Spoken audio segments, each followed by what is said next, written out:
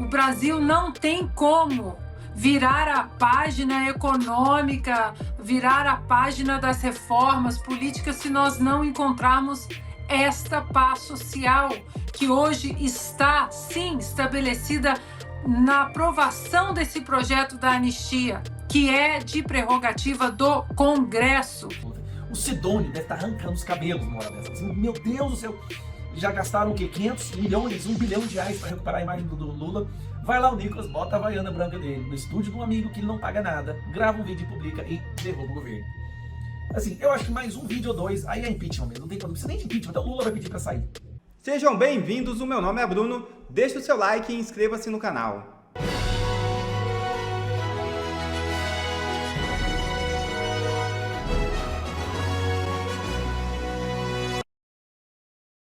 Câmara assusta ação penal contra a ramagem no STF.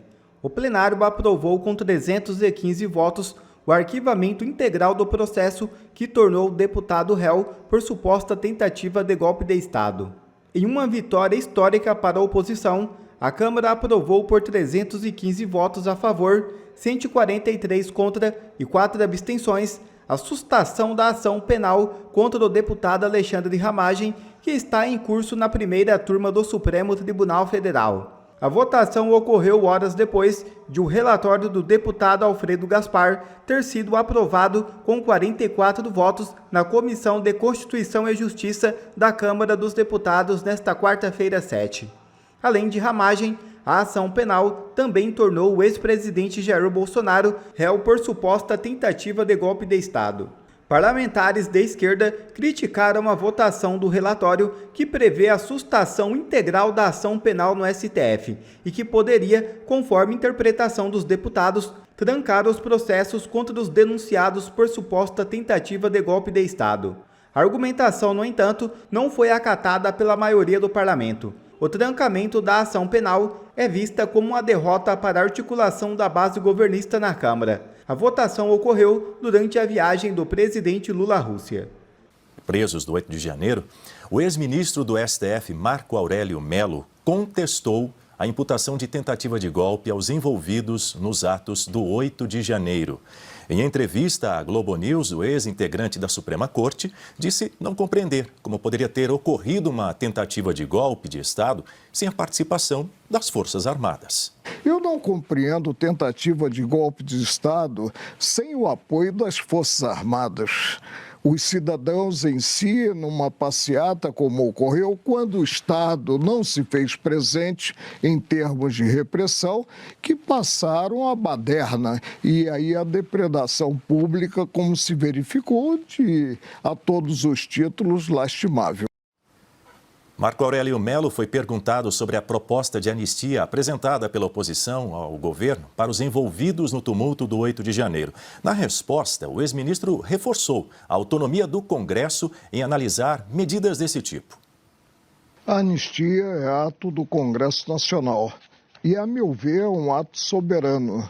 Não há como justificar a anistia. Anistia é perdão, é esquecimento, é virada de página, é busca da paz social, do entendimento entre as partes antagônicas.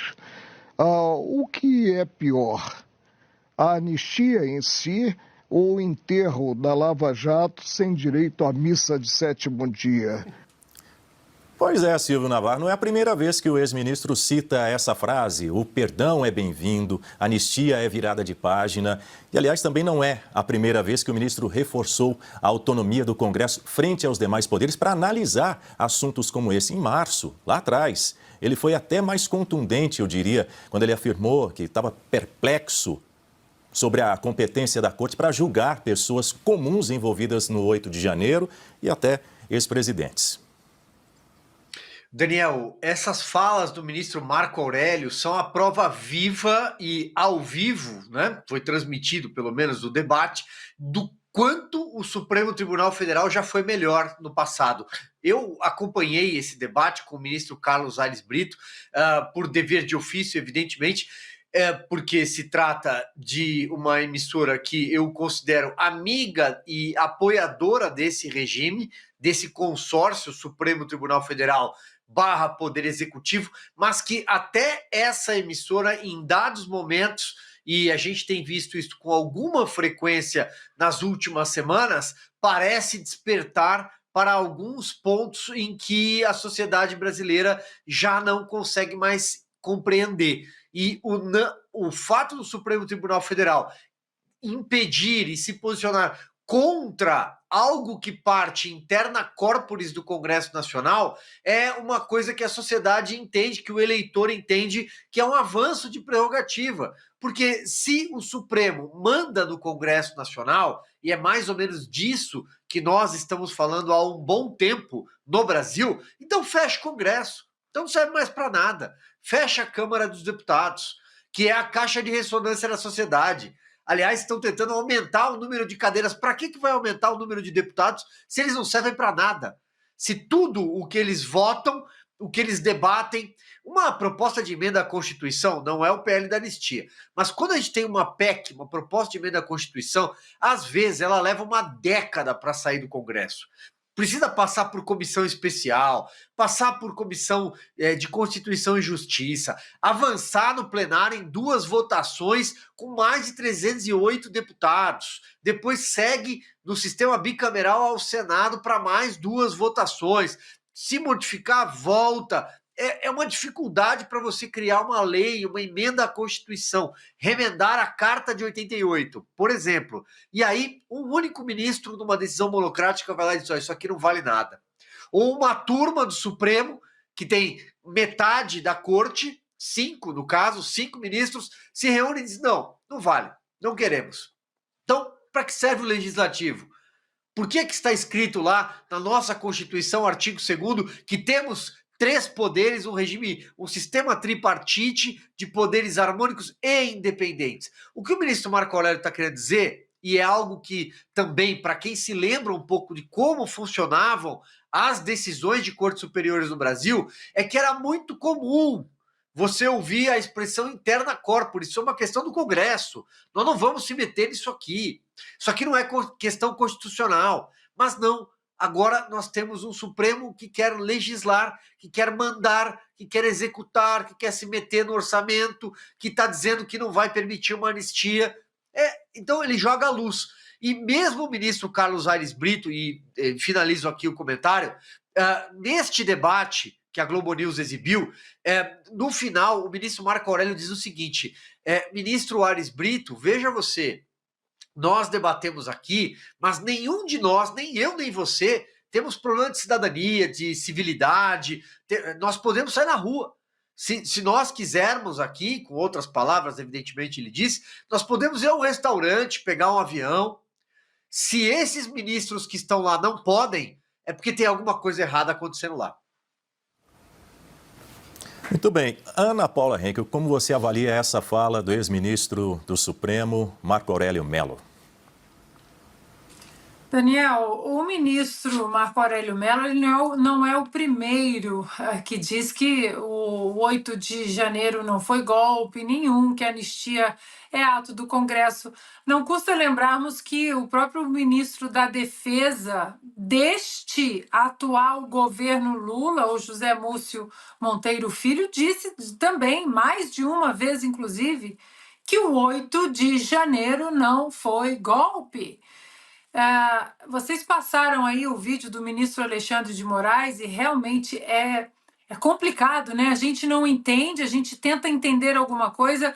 Quando eu pedi para colocar a tradução ali, as legendas em inglês, naquele vídeo dele, sobre que ele está interrogando o Mauro Cid, aquele vídeo daquela delação em que ele ameaça o Mauro Cid, dizendo: bom, o senhor não vai contar a verdade, então eu vou até o seu pai, a sua esposa e a sua filha mais velha.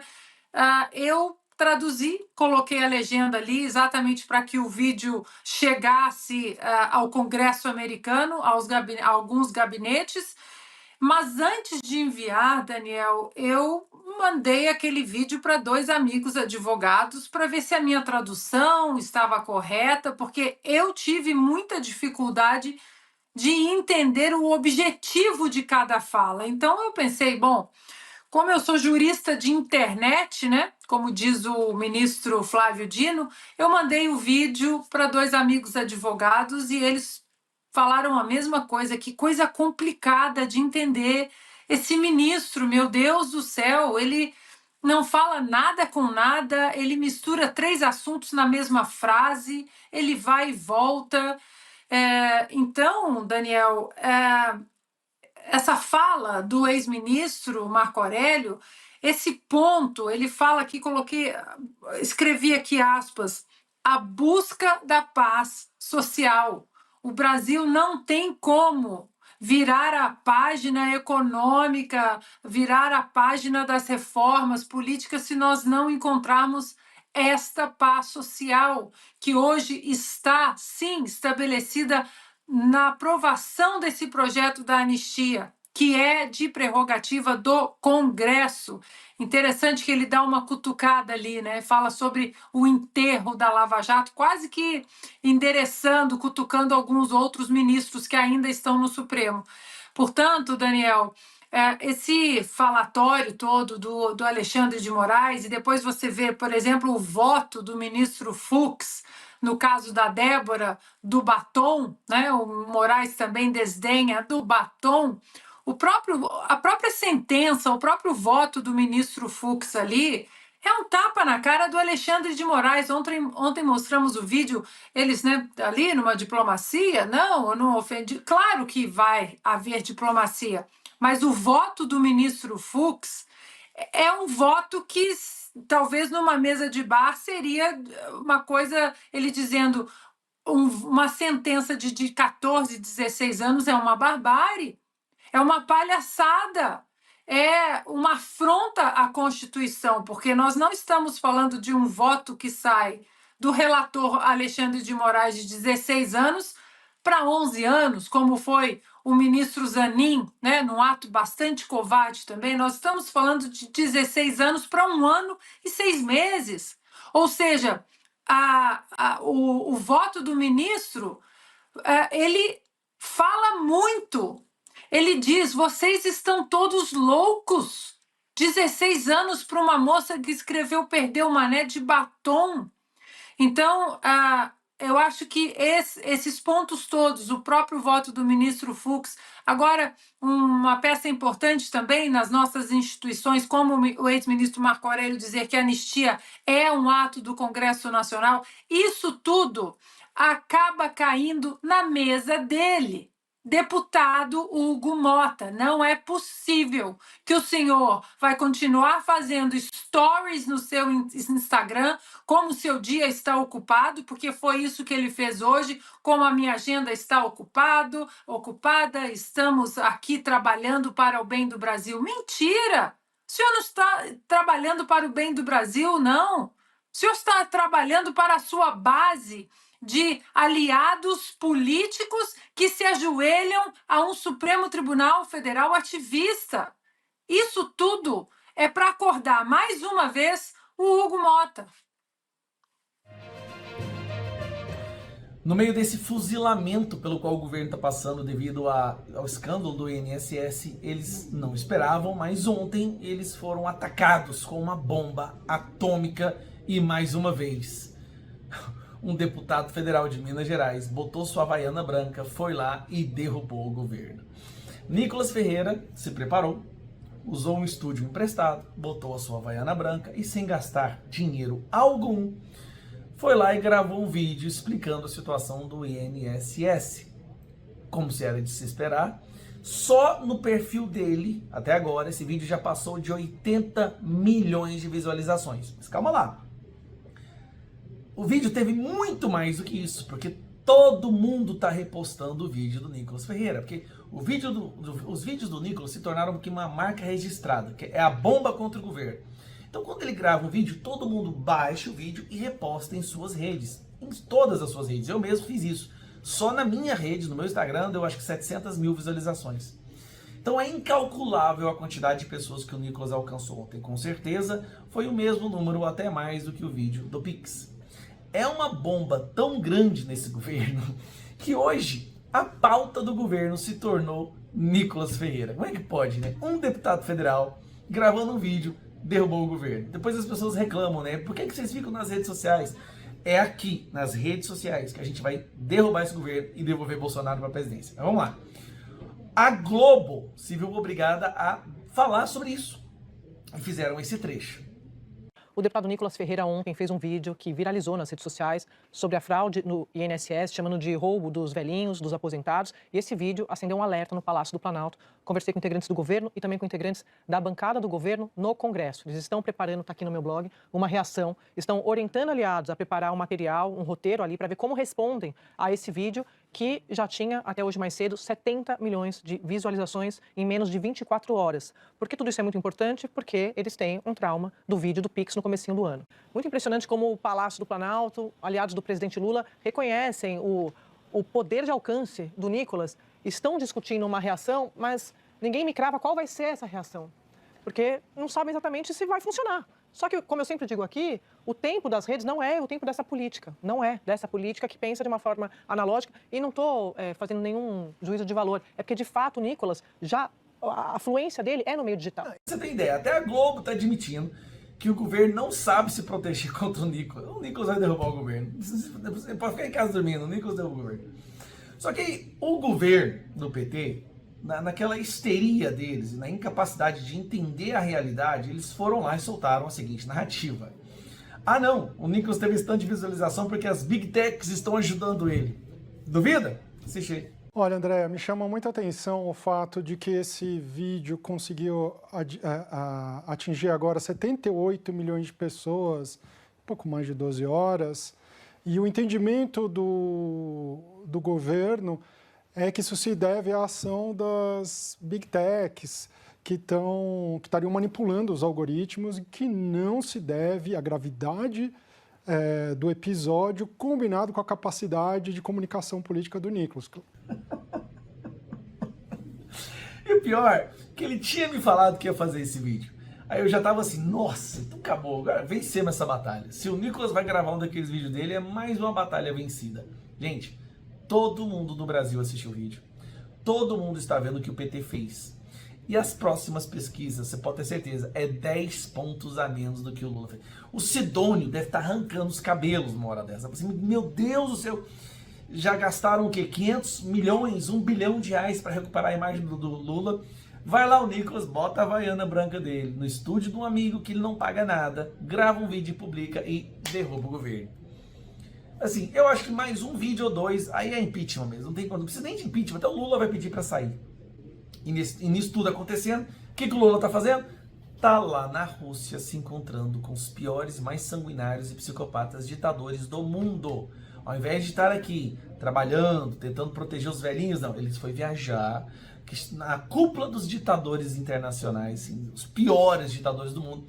Ele tá lá agora batendo um papo com Maduro, com Cuba, com Azerbaijão, com todas as piores ditaduras do mundo. Só que eles não esperavam que a viagem deles ia ser estragada de forma tão prematura com um vídeo do Nicolas Ferreira. É curioso, né? O vídeo do Nicolas Ferreira se tornou a pauta na imprensa hoje. Tamanho foi o estrago que ele conseguiu fazer falando a verdade sobre esse governo. E ele pede no vídeo, se você não assistiu, eu não sei que não, eu acho muito difícil eu não ter assistido ainda, mas tudo bem, se você não assistiu, vai lá e assiste no Instagram dele. E ele pediu uma coisa: fale com os presidentes da casa, que é o Hugo Mota e o Alcolumbre, e peça para que essa CPI seja instaurada, ou que a CPMI, uma investigação sobre esse escândalo, tem que acontecer. Isso é uma certeza que nós temos. Algo dessa magnitude não pode passar impune. E se você tem idosos na sua família, seu avô, sua avó, por favor, veja com eles se eles não estão sendo roubados. A chance é de 90% de que o idoso da sua família, seu avô, sua avó, esteja sendo roubado por esse governo. Um abraço.